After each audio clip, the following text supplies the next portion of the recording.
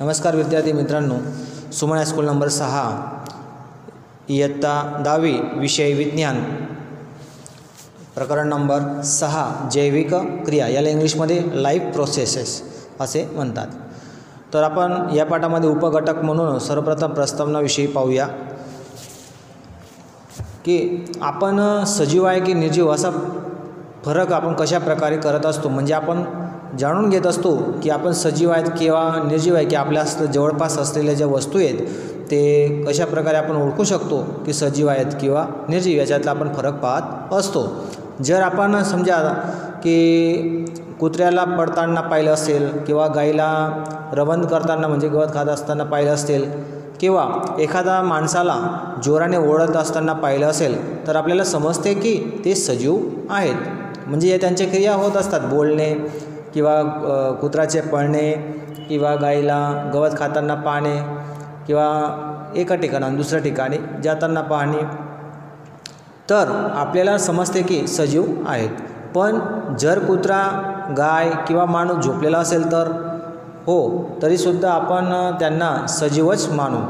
पण हे आपल्याला कशा रीतीने माहीत पडू शकते किंवा घडते किंवा पडले, आपण त्यांना श्वास घेताना पाहतो की आपण पाहतो आणि आपल्याला समजते की ते जिवंत आहेत। ते झोपलेले असतील परंतु ते काय आहेत, ते कुठली क्रिया करत नाही, हलनचलन करत नाही, इकडे तिकडे जात नाही, परंतु एकाच ठिकाणी ते झोपलेले असतील किंवा स्थिर असतात, त्यावेळेस ते जिवंतच असतात। परंतु हे त्यांना त्यावेळेस पण आपण त्यांना सजीवच मानू। पण हे आपल्याला कशा रीतीने माहीत घडेल किंवा माहीत पडेल, आपण त्यांना श्वास घेताना पाहतो। आता ते झोपले असतील तरी त्यांच्यामध्ये श्वसनाची क्रिया सुरू असते आणि आपल्याला माहिती आहे की आपल्या शरीरामध्ये असेल किंवा सजीवांच्या शरीरामध्ये श्वसनाची क्रिया हे निरंतर जोपर्यंत त्याचा मृत्यू होत नाही तोपर्यंत ही क्रिया घडत असते आणि आपल्याला समजते की जिवंत आहेत। तर मग वनस्पतीसाठी आपण काय म्हणू शकतो किंवा काय म्हणणार, तर त्या जिवंत आहेत ते आपल्याला कशा प्रकारे समजेल, तर आपल्याला आपल्यापैकी कित्येक म्हणतील की त्या हिरव्या रंगाच्या दिसतात। आपल्याला माहिती आहे की वनस्पती त्यांच्यामध्ये पाने असतात, त्यांना पाने असतात आणि पानांमध्ये हिरवा रंग असतो, ते हिरव्या रंगाचे दिसतात परंतु त्या वनस्पतीविषयी काय सांगणार की ज्याचे पाने हिरवे नसून अन्य रंगांचे असतात। हो, याच्यामध्ये असं नाही आहे की सगळेच वनस्पती हिरवे असतील किंवा त्यांचे पर्ण हिरवे असतील, असं शक्य नाही आहे। परंतु काही वनस्पती आहेत की ते त्यांचा रंग वेगळा असतो, तर त्याच्या त्याचप्रमाणे आता आपल्याला माहिती आहे की वनस्पती वाढते, म्हणजे अगोदर ती रोपट्या स्वरूपामध्ये असते आणि हळूहळू ती काळानुसार काही निश्चित काळानंतर त्यांची वाढ होत असते। अशा प्रकारे आपण म्हणू शकतो की त्या वनस्पती काय आहे, सजीव आहेत। म्हणजे याचा अर्थ असा की सजीव जे असतात ते एक तर हलनचलन करतात, त्याचप्रमाणे ते श्वसनाची क्रिया करत असतात, त्याचप्रमाणे त्यांच्यामध्ये वृद्धी होत असते। आता कुत्रा असेल किंवा गाय असेल, हे सगळे जे सजीव आहेत छोट्या जन्म घेत असताना ते त्यांचे लहान स्वरूपात असतात, परंतु काळानुसार त्यांच्यामध्ये काय होत असते, वृद्धी होत असते, म्हणजे त्यांच्यात वाढ होत असते। अशा प्रकारे आपण म्हणू शकतो की त्या वनस्पती सजीव आहेत। पण दुसऱ्या शब्दात सांगायचे तर आपण सजीवांचे सामान्य पुरावे किंवा लक्षणांविषयी त्यांच्यावर कार्यावर विचार करतो। म्हणजेच हलनचलन करणे, सजीवांचे हलनचलन करणे, त्याचप्रमाणे श्वसन करणे, त्याचप्रमाणे वृद्धी होणे, हे सर्व काय त्यांचे लक्षणे आहेत। तर तो वृद्धी संबंधित किंवा अन्य कार्य असू शकतो, कुठलेही लक्षण त्याच्यामध्ये पाहायला मिळू शकतात। ज्या वनस्पतींची स्पष्टपणे वृद्धी होताना दिसत नाही, आता असं नाही आहे, काही वनस्पती असतात ते लहान बी राहू शकतात, तर ज्या वनस्पतींची स्पष्टपणे वृद्धी होताना दिसत नाही त्या पण जिवंत आहे। आणि काही प्राणी स्पष्टपणे हालचालीशिवाय श्वास घेत असतात। अशा प्रकारे मात्र स्पष्टपणे दिसून येणाऱ्या हालचालींनाच जिवंत असण्याची लाक्षणिकतेच्या व्याख्या म्हणून घेता येणार नाही। परंतु असे बी काही वनस्पती आहेत ते ज्या काही रोपट्या स्वरूपामध्येच राहतात असतात, काही तर त्यांची वृद्धी होते आणि मोठे वृक्ष बनत असते। तर अशा वेळेस तर याच्याविषयी हालचालींना जिवंत असण्याची लाक्षणिकता आपण मानून घेऊ शकत नाही। खूपच लहान स्वरूपात होणाऱ्या क्रिया साध्या डोळ्यांनी आपण पाहू शकत नाही। आता अशा क्रिया असतात सजीवांमध्ये की ते आपण डोळ्यांनी पाहू शकत नाही, अतिसूक्ष्म स्वरूपामध्ये त्या क्रिया घडत असतात. म्हणजेच सजीवांमध्ये असलेले काय कोश आलेले असतात आणि त्या कोशांमध्ये आलेला कोशरस जो असतो त्याच्यात अणूंची गती. आता अणूंची गती किंवा कार्य ही अदृश्य आणवीय गती किंवा कार्य जीवनासाठी जरुरी आहे का? जर आपण असा प्रश्न एखादा व्यावसायिक जीव वैज्ञानिकाला म्हणजे जे बायोलॉजिस्ट असतात मोठे सायंटिस्ट केला तर असा प्रश्न केला तर त्यांचे उत्तर हकारात्मक असेल. हो, आपण त्यावेळेस म्हणू शकतो की ते आपल्याला सांगतात. आता समजा एखादा सामान्य मनुष्याला आपण विचारले की तू सजीव आहेत किंवा निर्जीव याच्याविषयी विचारले असतात की सजीवांसाठी कोणते क्रिया आवश्यक आहेत, तर त्याच्याविषयी आपण विचारले असतात तर ते सामान्यपणे आपल्याला सांगता येणार नाही. परंतु हे जो प्रश्न जर आपण बायोलॉजिस्ट म्हणजे जीववैज्ञानिकाला जर केला तर त्याचे उत्तर हकारात्मक असेल. हो, आपल्याला हे सगळे जे क्रिया असतात जैविक क्रिया, हलनचलन करणे, श्वास करणे, श्वसन क्रियाचा भाग करणे, तसेच जे वृद्धी होणे, या सगळे काही हे लक्षणांची काही आवश्यकता असते. तर आता समजा आता सध्याच्या काळामध्ये एक आपल्याला माहिती आहे की अणूंची गती या सगळ्या क्रियामध्ये जे सजीवांमध्ये होत असतात अणूंच्या क्रियेमुळे. आणि ही जी अणूंची गती जी असते सजीवांमध्ये जे कोश आलेले असतात त्या कोशांमध्ये आलेला जे भाग असतो, कोशरसाचा भाग काही छोटे छोटे असेल, लहान प्रोटीन्सचा भाग असेल, उत्सेचकाचा भाग असेल, यांच्या क्रियांद्वारा ते क्रिया घडत असतात. तर आता ही जी अणूंची जी गती असते कोश स्तरद्वारा त्यांच्यामध्ये पाहायला मिळत असते, जे आपण इयत्ता 9वीमध्ये शिकलेलो आहोत. त्याचप्रमाणे आता अणूंची गतीवरून मला एक असे कळाले, तर एक प्रश्न आला की आता सध्याच्या काळामध्ये हल्लीमध्ये एक महामारी आजार म्हणून सुरू आहे कोरोना. तर असे विषाणू म्हणजे व्हायरस, कोरोना व्हायरस, हे जे व्हायरस असतील तर व्हायरस ह्याच्यामध्ये असा कोणत्याही आणवीय गती होत नाही. तर व्हायरसमध्ये तर आणवीय गती होत नाही, पण आता व्हायरस जो आहे तो व्हायरस गती करत असेल असं आपल्याला माहीत नाही की तो सजीव आहे का निर्जीव आहे, याचाही प्रश्न आपल्याला निर्माण होतो. तर याच्याविषयी आपण म्हणू शकतो की जोपर्यंत एखादा कोशमध्ये तो दाखल होत नाही, म्हणजे जो व्हायरस असतो तो व्हायरस जोपर्यंत पर्यावरणामध्ये बाहेर असतो तोपर्यंत तो निर्जीव म्हणून कार्य असतो, निर्जीव म्हणून असतो. आणि याचप्रमाणे ज्यावेळेस तो शरीरामध्ये कोणत्याही सजीवाच्या शरीरात तो दाखल झाला असेल किंवा प्रवेशला असेल तर त्यामुळे तो कोशामध्ये प्रवेशतो, सजीवांच्या शरीरात कोशामध्ये प्रवेशतो, त्यावेळेस तो सजीवांसारखी क्रिया करत असतो. मग त्यावेळेस त्याला आपण सजीव म्हणणार किंवा निर्जीव. तर या कारणामुळेच ही गोष्ट एक विवादास्पद आहे की खरोखरच व्हायरस सजीव आहे का निर्जीव. तर जीवनासाठी आणवीय गती किंवा क्रिया का जरुरी आहेत याच्या आपण 9वीमध्ये याच्याविषयी माहिती मिळवली आहे की सजीवांची संरचना जी असते म्हणजे आपले जे शरीर असते किंवा सजीवांचे जे शरीर आहेत ते सुसंघटित आयोजित आणि ते सजीवांचे जे शरीर आहे ते शरीरामध्ये आलेले वेगवेगळे कोश, त्यांच्यामध्ये असलेले वेगवेगळे उत्सेचक वगैरे आणि त्या कोशरस असतात त्यांच्यामध्ये अणूंचा जो भाग आलेला असतो तो सुसंयोजित सुसंघटित असते आणि त्यात पेशी असतात आणि पेशींमध्ये कोश असतात. कोशांमध्ये लहान असे घटक म्हणून प्रोटीन्स, उत्सेचक हे सगळे आलेलं असतं.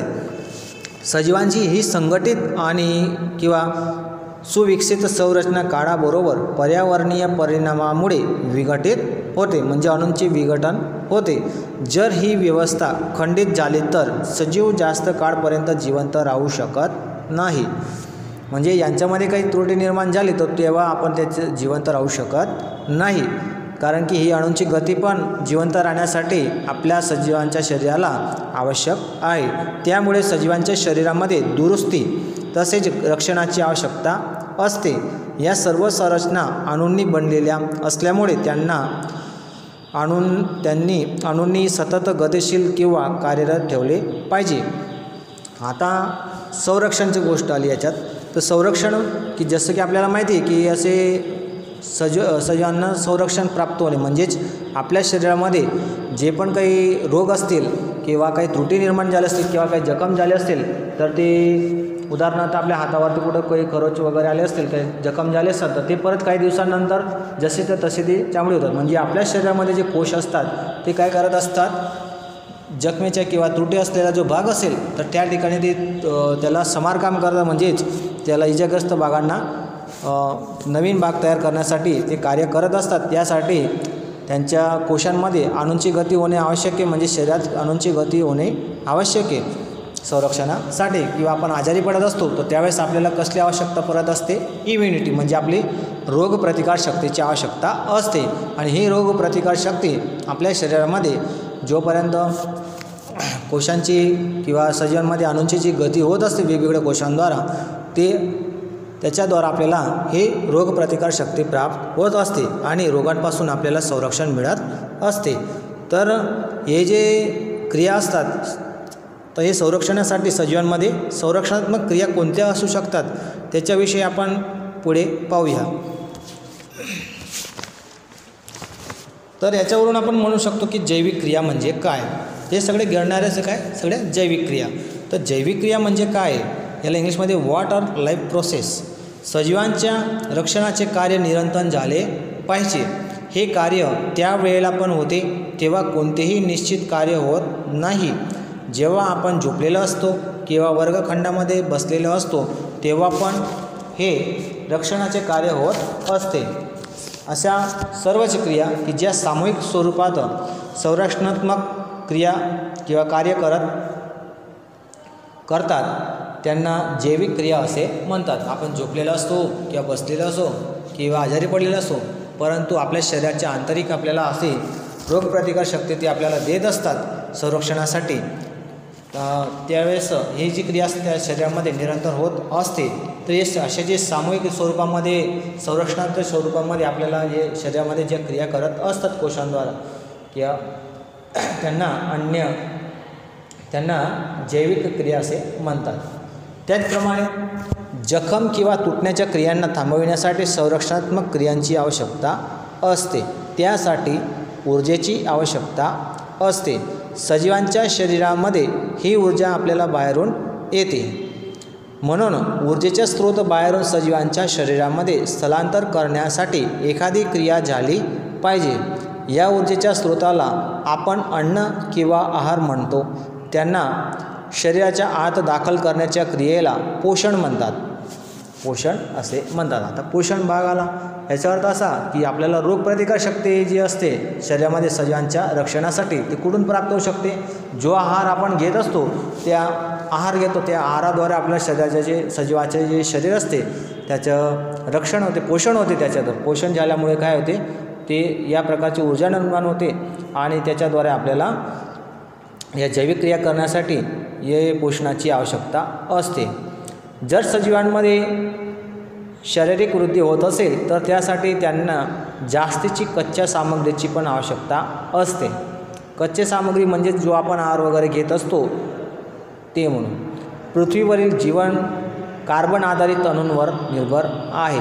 अशा प्रकारे बहुतेक खाद्यपदार्थ जे असतात हे पण कार्बन आधारित आहेत आणि या कार्बन स्रोतांच्या जटिलतेला अनुसरून विविध सजीव विभिन्न प्रकारच्या पोषण क्रियांचा अवलंब करत असतात. बराचसा भाग आपल्या जीवनासाठी आवश्यक असलेला जो भाग आहे कार्बनिक अणूंनी बनलेला असतो, जे आपल्या शरीरावर आपलं जे सजीवांचे शरीर आहे या कार्बनिक आधारित अणू जे असतात याच्यावरती निर्भर राहत असते, जी ऊर्जा आपल्याला प्राप्त करून देत असतात.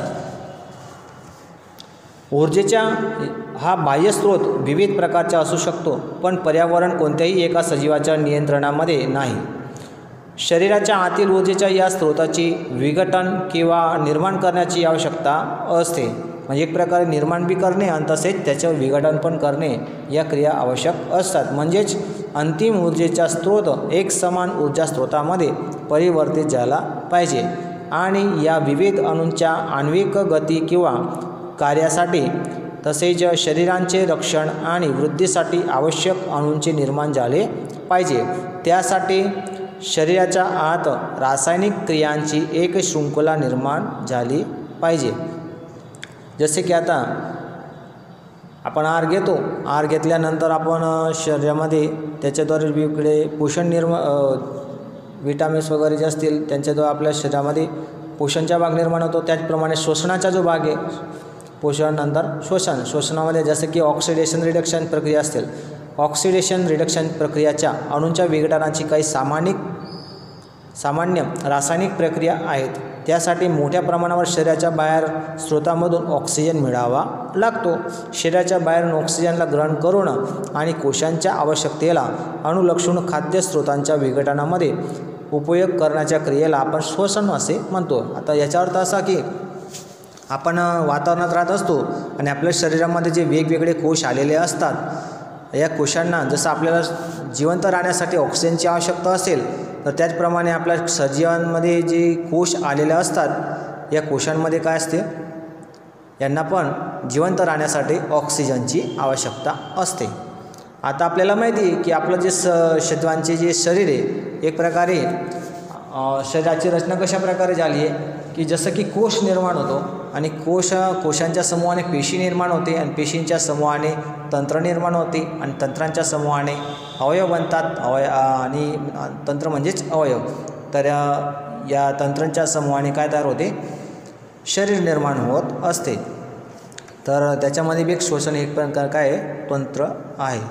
तर ज्यावेळेस आपण श्वास घेत असतो श्वसनाच्या क्रियेदरम्यान, तर वातावरणातून आपण ऑक्सिजन मिळवत असतो. ऑक्सिजन नाकाद्वारे ज्यावेळेस आपण ऑक्सिजन म्हणजे हवा आपण म्हणून जो घेत असतो श्वसन क्रियादरम्यान, तर तो ऑक्सिजनचा भाग असलेला आपल्या फुफ्फुसांपर्यंत पोचते आणि फुफ्फुसांद्वारे ते शरीराच्या वेगवेगळ्या भागांपर्यंत कोशांपर्यंत रक्तात मिसळून ते कोशांना ऑक्सिजनचा भाग पुरवित असतात. तर एक प्रकारचे हे पण काय झालं, पोषणाचाच भाग झाला. तर हे श्वसन क्रिया दरम्यान पण कोशांची काय होत असते, पोषण होते, म्हणजे सजीवांच्या शरीराचे पोषण होते. त्याचप्रमाणे सजीवांच्या भागात पाहायला गेले तर बहुपेशी सजीव पण आहे आणि एकपेशी सजीव पण आहे. तर एककोशीय सजीवांच्या बाबतीत संपूर्ण सपाटी पर्यावरणाच्या संपर्कात असतात, म्हणून त्यांना अन्न ग्रहण करण्यासाठी, वायूंची देवाणघेवाण करण्यासाठी किंवा उत्सर्ग पदार्थ किंवा अनावश्यक पदार्थांचा निकाल करण्यासाठी कोणत्याही विशिष्ट अंगांची आवश्यकता नसते. परंतु जेव्हा सजीवांच्या शरीराचा आकार वाढतो व शारीरिक वाढ झाल्यामुळे जास्त जटिल शरीर बनते, तेव्हा काय होत असते, तर बहुपेशीय या बहुकोशीय सजीवांमध्ये सर्वच कोश त्यांच्या आसपासच्या पर्यावरणाबरोबर सरळ संपर्कात नसतात, म्हणून सर्व कोशांची गरजेची पूर्ती सामान्य प्रसारणाद्वारा होत नाही. तर याच्यामध्ये पाहायला गेले की आपण सांगू शकतो की आता एक कोशीय सजीव जसं की अमिबा आहे, तर अमिबासाठी हे पाहून घ्या, अमिबा एक कोशीय सजीव आहे की अमिबामध्ये एक केंद्र आलेलं असतं आणि त्याच्यामध्ये अन्न ग्रहण करण्यासाठी तो काय करतो, तात्पुरत्याप्रमाणे बाहेरचा जो अन्नाचा कण आलेला असेल तो तात्पुरत्या स्वरूपाने त्याचे खोटे पाय निर्माण करून तो अन्नाला तेवढ्या स्वरूपामध्ये तो अन्न घेत असतो आणि तो घेतलेला कण शरीरात आलेला अन्नधान्य म्हणून जो भाग असतो त्याच्यात ग्रहण करतो आणि ग्रहण केल्यानंतर त्याचा उपयोग केल्यानंतर जो राहिलेला भाग असेल तो त्याला ज्या अंगाद्वारे तो घेत असतो अन्नाला, त्याचप्रमाणे तो त्याला काय करत असतो, उत्सर्जन करत असतो. मग त्याला कुठल्याही प्रकारचे काही तंत्र, एवढं विशिष्ट तंत्राची किंवा अंगाची आवश्यकता नसते. त्याचप्रमाणे बहुकोशीय सजीवांमध्ये पण त्याचप्रमाणे पाहायला मिळते. बहुकोशीय सजीवांमध्ये काही वेगवेगळे तंत्र पाहायला मिळू शकते, पण त्यांचे तंत्र वेगवेगळे असतात वेगवेगळे क्रिया करण्यासाठी. त्याचप्रमाणे आपण आधी शिकलो आहात की बहुकोशीय सजीवांमध्ये विविध कार्य करण्यासाठी भिन्न भिन्न अंगांचे वैशिष्ट्यीकरण होते. आपण या निश्चित पेशींशी आणि सजीवांच्या शरीरामधील त्यांच्या संघटनेशी परिचित आहोत. यात काही आश्चर्य नाही आहे की अन्न आणि ऑक्सिजन अंतर्ग्रहण पण विशिष्ट प्रकारच्या पेशींचे कार्य आहे. यामुळे एक अडचण येते की अन्न आणि ऑक्सिजनचे अंतर्ग्रहण काही निश्चित अंगांद्वारेच होत असते. जसे की आता अन्न आणि ऑक्सिजन आहे, अन्न आपण तोंडाद्वारे घेत असतो किंवा अन्नाला आपल्याला आपल्या शरीरात दाखल करण्यासाठी हाताद्वारे आपण मुखात अन्नाला ग्रहण करत असतो आणि नंतर ऑक्सिजन आहे, तर ऑक्सिजनचा भाग जो आहे तो आपण नाकाद्वारे आपण श्वसनाची क्रिया करत असतो. तर हे पेशीचे कार्य. यामुळे एक अडचण असेल की अन्न आणि ऑक्सिजनचे अंतर्ग्रहण काही निश्चित अंगांद्वारेच होते. जसे की अन्न आपण तोंडाद्वारे घेत असतो आणि जसं ऑक्सिजन आहे तो आपल्याला नाकाद्वारे आपण ग्रहण करत असतो. परंतु त्याची आवश्यकता शरीराच्या सर्व भागांना असते. जसं की अन्न आहे आपण हाताद्वारे घेतले, तो हाताद्वारे तोंडात अन्नाला प्रवेशवले आणि त्याचं जो असलेला भाग असेल तो कोश विघटन होऊन शरीराच्या पूर्ण भागामध्ये जे कोश असतात त्यांना ते पुरविले जात असते, जे सगळ्या भागांना आवश्यक असते. हे अन्न तसेच ऑक्सिजन एका जागेवरून दुसऱ्या स्थानी घेऊन जाण्यासाठी एक शरीरामध्ये सजीवांच्या शरीरात असलेले एक तंत्र असतं, ज्या वहनतंत्र म्हणतात, त्याला वहनतंत्राची आवश्यकता असते. जेव्हा रासायनिक प्रक्रियांमध्ये कार्बन स्रोत आणि ऑक्सिजनचा उपयोग ऊर्जा प्राप्तीसाठी होतो. आता आपल्याला माहिती आहे की बरेचसं आपण पाहिलो की बरेचसे भाग जे असतात ते सजीवांसाठी तो अणूंची आवश्यकता ते कार्बन आधारित असते. त्याचप्रमाणे ऑक्सिजनचा पण उपयोग आपण अन्न आहार वगैरे घेत असतो, बरेचसा भाग कार्बनचा भाग त्याच्यात किंवा ऑक्सिजनचा भाग पाहायला मिळतो. आणि जसं की आता वनस्पतींमध्ये जर पाहायला गेले तर आपण वनस्पती काय करत असते की वातावरणातून ऑक्सिजन मिळत असते आणि त्याचप्रमाणे सूर्यप्रकाशच्या हजेरीमध्ये प्रकाश संश्लेषण क्रिया करून ती ऊर्जा निर्माण करत असते, ऊर्जा स्वरूपात साठवते आणि ज्यावेळेस त्याच्या प्रकाश संश्लेषण क्रियादरम्यान ते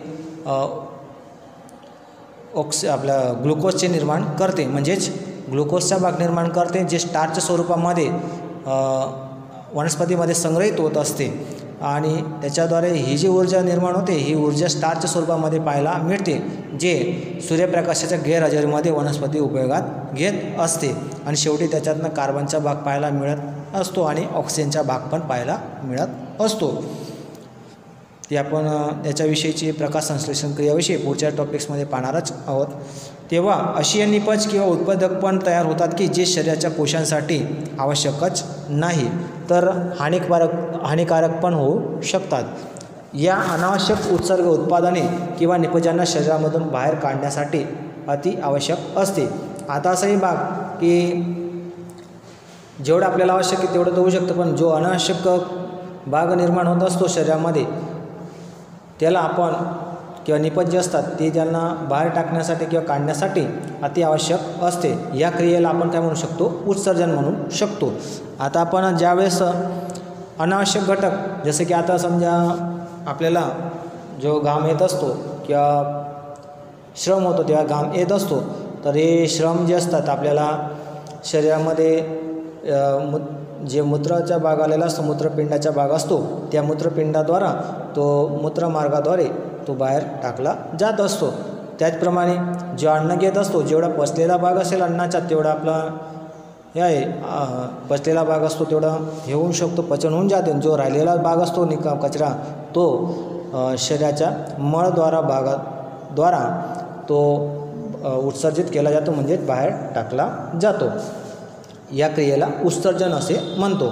जर बहुकोशीय सजीवांमध्ये शरीराने अंग संरचनेच्या मूलभूत नियमांचे पालन केले तर उत्सर्जनासाठी विशिष्ट पेशींचे सर्जन होईल.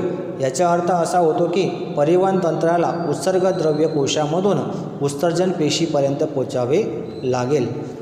तर चला आपले जीवन टिकवून ठेवण्यासाठी जरुरी जे क्रियाविषयी असतील प्रत्येक पायरीचा विचार या पाठामध्ये आपल्याला करायचा आहे. तर याविषयीचा पुढचा जो भाग आहे आपण पुढच्या भाग नंबर 2 मध्ये पाहणार आहोत. नमस्कार विद्यार्थी मित्रांनो.